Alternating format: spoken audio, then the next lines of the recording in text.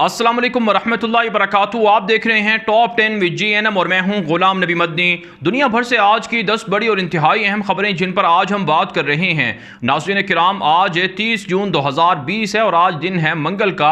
यह top 10 with GNM का शाम का बुलेटिन है। खबरों का सिलसिला शुरू कर लेते हैं। जो आज की पहली बड़ी खबर है यह पाकिस्तान और भारत के मबैन जारी तनाज़े के हवाले से है। नाज़रीन किराम, कल पाकिस्तान के अंदर कराची में स्टॉक एक्सचेंज पर जो हमला हुआ उस हवाले से पाकिस्तान के वज़ीर आज़म इमरान खान ने आज ऐलान किया है कि यह हमला दरअसल भारत ने करवाया है। भारत के दहशत गर्दों के जरिए से पाकिस्तान के अमन को ख़राब करने की साजिश की गई है। भारत को अब इसका जवाब दिया जाएगा। वज़ीर आज़म पाकिस्तान ने कौमी असम्बली से खिताब के दौरान ये इंकशाफ किया है और उन्होंने ये कहा है कि भारत की रॉ एजेंसी और इसी तरह से दीगर जो दुश्मन अनासिर हैं, जो उनके हिमायत याफ्ता लोग हैं, उन्होंने हमला किया है। नाज़रीन किराम, हम आपको कल ही बता चुके थे कि यह हमला दरअसल NDS रॉ और इनका भारत का मुश्तरका एजेंडा है और इससे पहले भी हमने आपको आगाह किया था कि भारत पाकिस्तान के खिलाफ हमला कर सकता है। चाइना से जो भारत की लड़ाई जारी है उसमें भारत की दुनिया भर के अंदर हजीमत हो रही है, रुसवाई हो रही है। उसको छुपाने के लिए पाकिस्तान के अंदर अब भारत दहशत गर्दों को मुतहर्रिक कर रहा है और इसी तरह से पाकिस्तान ने जो अफगानिस्तान के अंदर दहशत गर्द जो भारत के थे उनके ठिकाने तबाह करना शुरू किए हैं, तब से भारत को ज्यादा मिर्चें लगी हुई हैं और पाकिस्तान पर वो हमले करवाने की साजिश कर रहा है। आने वाले दिनों में इसी तरह के हमलों के भी इम्कानात या खदशात बढ़ रहे हैं, लेकिन पाकिस्तान की फौज, पाकिस्तान की ISI मुतहर्रिक है और हर मुमकिन हमले का जवाब देने की ताकत रखती है। इसके अलावा नाज़रीन किराम, भारतीय मीडिया पर प्रोपेगेंडा जारी है कि 2008 में जिस तरह से मुंबई के अंदर हमले हुए थे, बिल्कुल इसी तरह के हमले पाकिस्तान से मुंबई के अंदर हो सकते हैं। भारत की खुफिया इंटेलिजेंस इदारों ने अलर्ट जारी किया है, थ्रेट जारी किया है कि पाकिस्तान से लश्कर तैयबा के लोग मुंबई के अंदर हमला करने आ रहे हैं, इसलिए मुंबई और दिल्ली अलर्ट हो जाए, क्योंकि कराची का बदला मुंबई के अंदर, दिल्ली के अंदर लिया जा सकता है। नाज़रीन किराम, इससे पहले भारत अपने ही शहरियों पर खुद ही हमले करवाता था और खुद ही उन्हें मारता था और अब भी इसी तरह की कोई नाकाम प्लानिंग सामने आ सकती है जिसमें मुंबई के ताजमहल होटल को या इसी तरह से किसी और होटल को तबाह कर दिया जाए और इल्ज़ाम पाकिस्तान पर लगा दिया जाए। लेकिन इस मर्तबा दुनिया एडवांस हो चुकी है और दुनिया किसी भी तरह के भारतीय प्रोपेगेंडे के अंदर नहीं आएगी और पाकिस्तान भी दुनिया को अच्छी तरह से अपने एतमाद में ले चुका है। आगे बढ़ लेते हैं नाज़रीन किराम, जो आज की दूसरी बड़ी खबर है ये चाइना और भारत के मबैन जारी जंग और तनाज़े के हवाले से है। लद्दाख के अंदर आज एक इंतहाई आला सतह की फौजी मीटिंग हुई है। भारत के फौजियों ने चीनी फौजियों से बातचीत की है, लेकिन बातचीत या मुज़ाकरात बेनतीजा और बेसूद रहे हैं।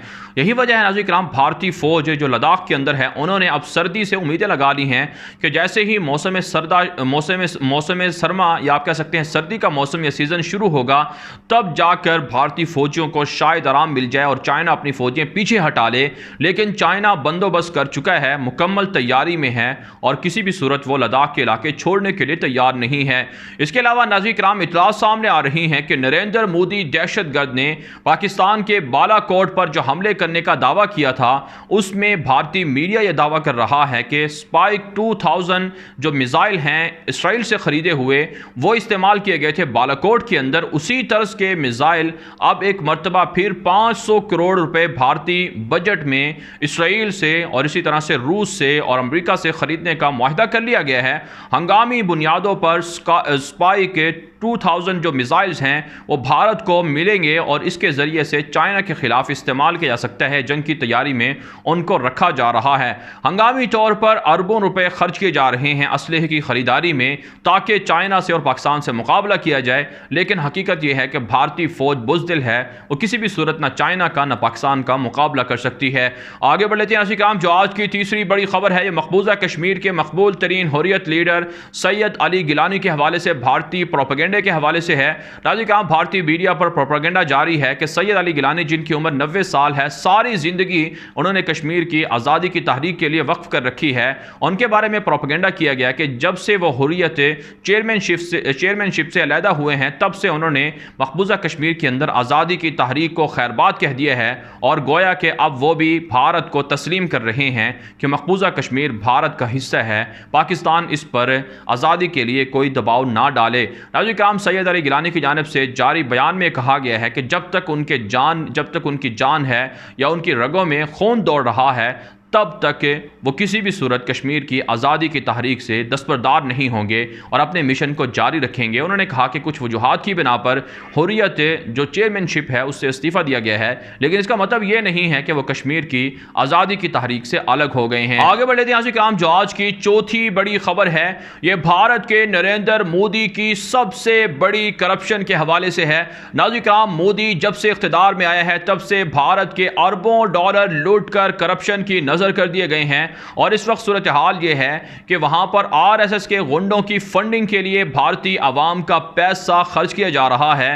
राफेल तैयारे खरीदे गए, S-400 मिसाइल सिस्टम खरीदा गया और इसराइल से साजो सामान खरीदा गया। इन सब जंगी हथियारों की खरीदारी में करप्शन हुई है जो पूरे भारत के अंदर मशहूर है।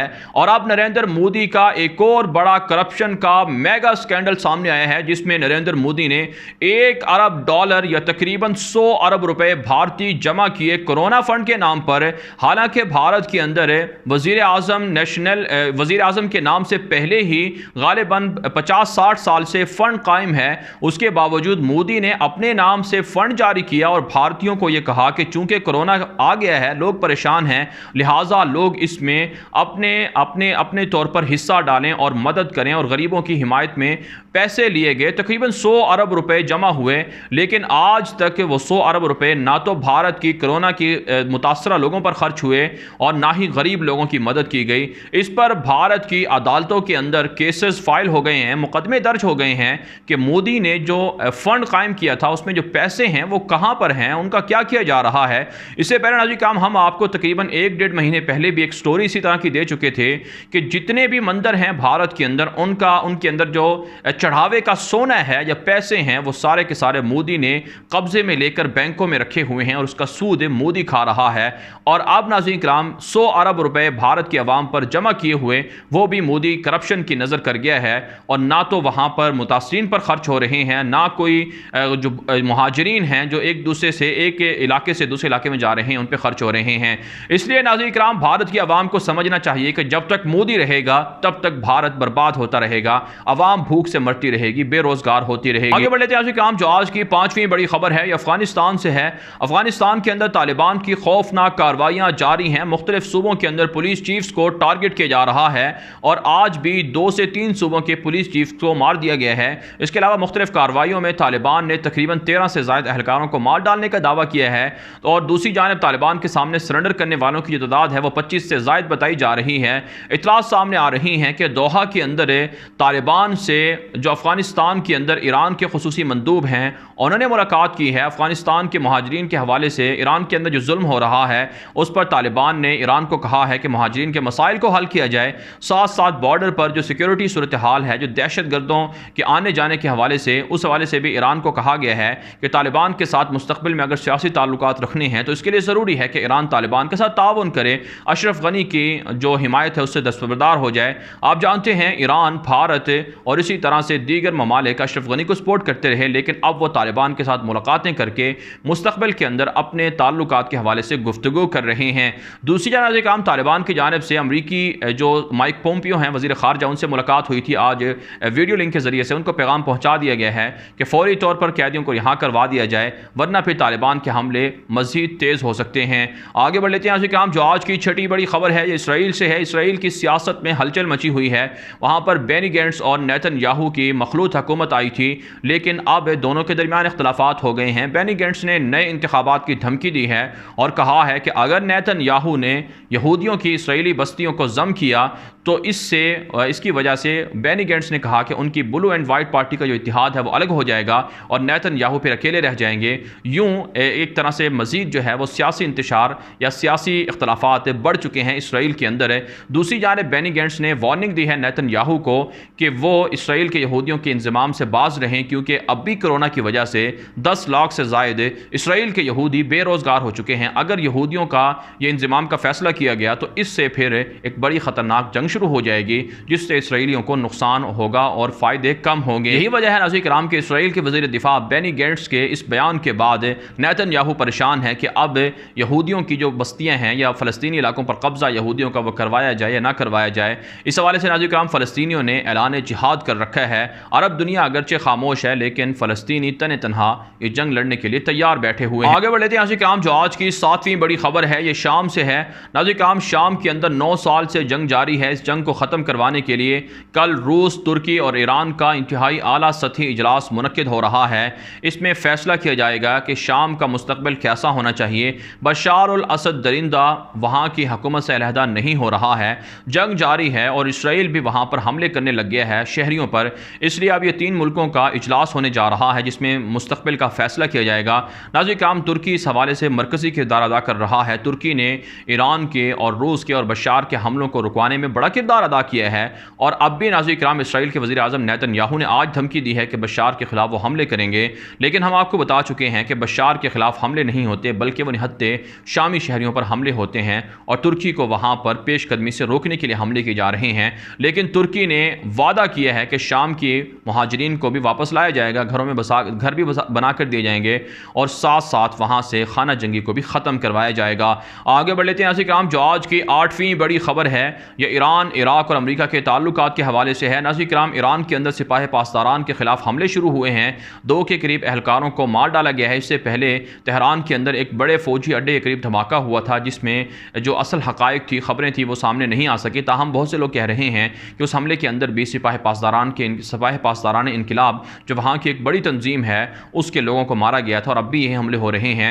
दूसरी जानिब इराक़ के अंदर जो ईरान के हिमायत याफ्ता कताइब हिज़्बुल्लाह के लोग हैं उनके ख़िलाफ़ जो कुछ दिन पहले उनको गिरफ़्तार किया गया था, इस पर कताइब हिज़्बुल्लाह के लोगों ने कहा है कि जो नई हुकूमत है मुस्तफ़ा काज़मी की, वो उनको गिरफ़्तार करने से बाज रहे, वरना फिर एक ख़तरनाक जंग शुरू हो सकती है और वो मुस्तफ़ा काज़मी के सामने हथियार नहीं डालेंगे और वो अपना मिशन जारी रखेंगे और ईरान के साथ और दीगर जो मुख्तलिफ मुल्कों से आए हुए जंगजू हैं उनके ज़रिए से वो शाम के अंदर, इराक़ के अंदर कार्रवाइयाँ करते रहेंगे। आगे बढ़ लेते हैं नाज़रीन किराम, जो आज की 9वीं बड़ी खबर है ये सूडान से है।